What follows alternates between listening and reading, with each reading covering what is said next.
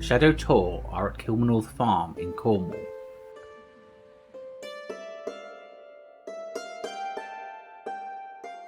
The sun is setting as the team prepare for a very special evening, a paranormal evening, at an ancient farm just outside of Lou. You've each got a different colour wristband. We are starting you on different activities.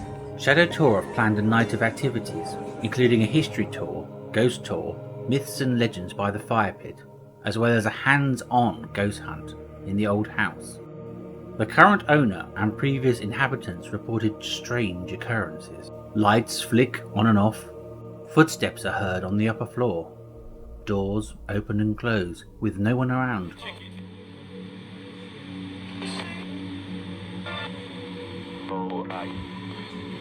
Dark shapes in the hallway, as well as phantom figures seen at the windows. The scene is set for a night of paranormal investigation. But first, a small demon is spotted on the live stream to the hub. It's alright, it's just Inca, the farm cat, having a mooch about. Changing atmosphere as we walk around, I hope you all feel. Because it'd be interesting, because we've done 3 groups and everyone said the same thing at the same point. Then straight onto the first tours and investigations. Good EMF K2 hits from the start, as stories are told of previous encounters with the supernatural. K2 EMF meters sense electromagnetic energy, which some say is a good indicator of a haunting or paranormal hotspot.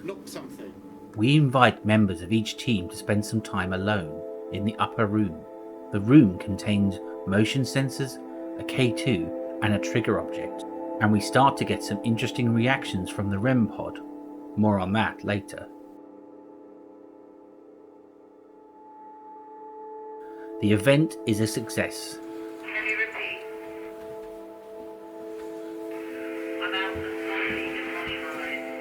That's Joe telling myths and legends by the fire pit. At the same time, Mark Camp is doing a regular history tour full of facts about local characters from Tudor gentry to admirals of the fleet. They all lived at Kilminorth at one time or another. So that was like you were saying earlier, you're getting nothing there, but you're getting something passing across the window. Is that a recording, an echo from the past? A bat flies by, spotted by eagle-eyed viewers in the hub.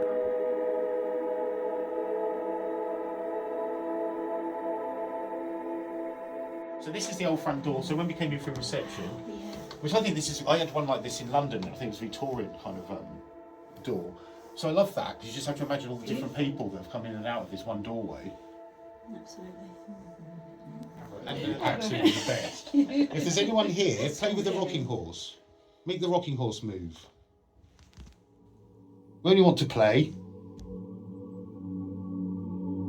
When you said that, the machine went off again. Oh, that's cool then. It's interesting to point out that the K2 in the upper rocking horse room was very active throughout the night, whether people were present or not. It is important to note that it also spent times very dormant, which means it wasn't close to the continuous powered electrical cable. The energy literally seems to come and go. They would be too afraid to leave because of the feeling that way, and too afraid to go this way until morning because of the dark presence and the sounds.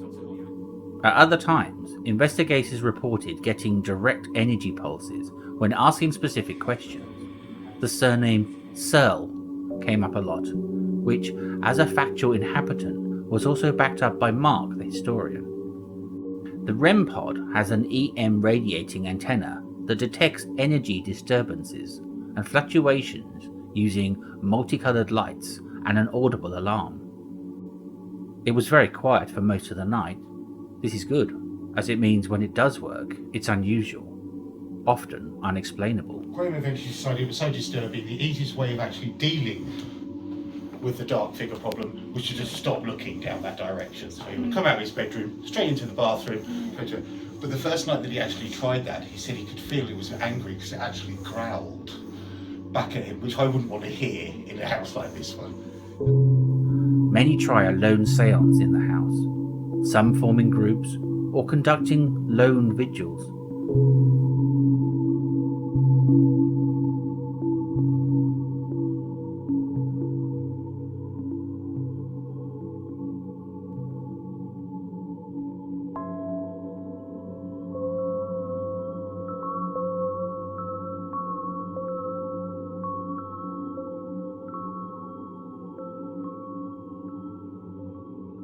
Stop because it was just too much of it. Look, Jane, look. Oh my goodness. Why did I hear that filing cabinet move then? Yeah, I heard that.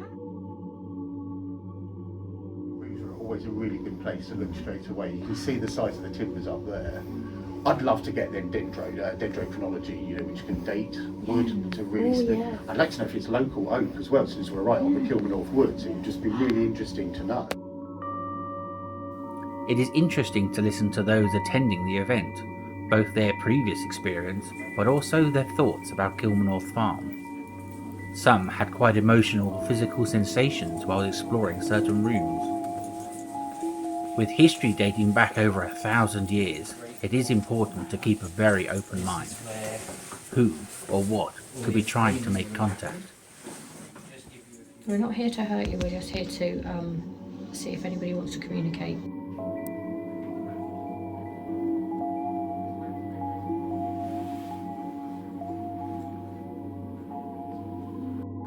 The most intriguing phenomena of the night happened to one of the guest investigators who volunteered to do a lone vigil in the rocking horse room.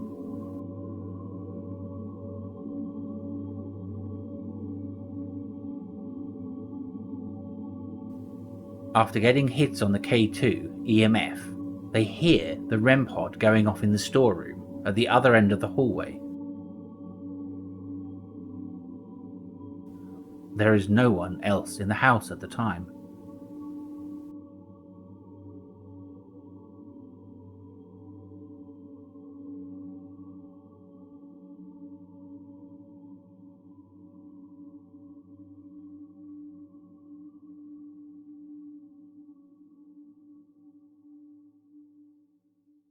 Arriving at the storeroom, the REM pod goes dead. We cannot explain this. A REM pod normally requires something physical to enter its range. Watching the feed reveals there was nothing to cause the reaction. The investigator promptly tells the team, "Nice work."